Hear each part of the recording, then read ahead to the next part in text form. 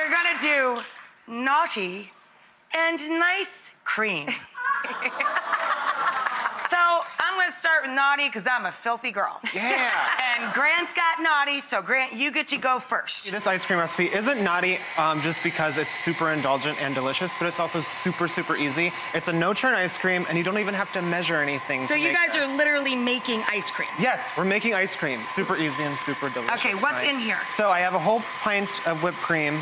It's naughty. It's a whole pint of whipped cream. And then you're adding an entire can of sweetened condensed milk? Right, because like I said, you don't have to measure anything. You just dump it all in. A little bit of vanilla bean paste. 1 can of sweetened condensed milk. Yep. And vanilla bean paste. A little bit of salt.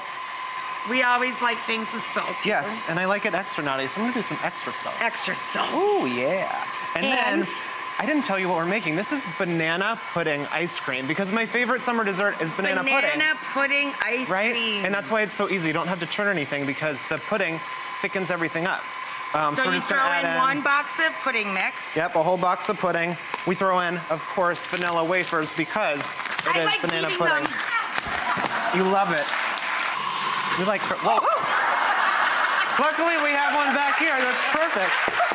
So we have banana ice cream with crushed up vanilla wafers. And we're gonna make it a banana split. We're scooping it on top of banana. Into the banana. And some just salted caramel on top.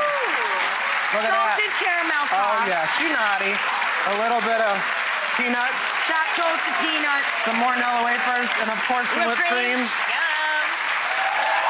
Beautiful, look at that. Naughty ice cream. Boom.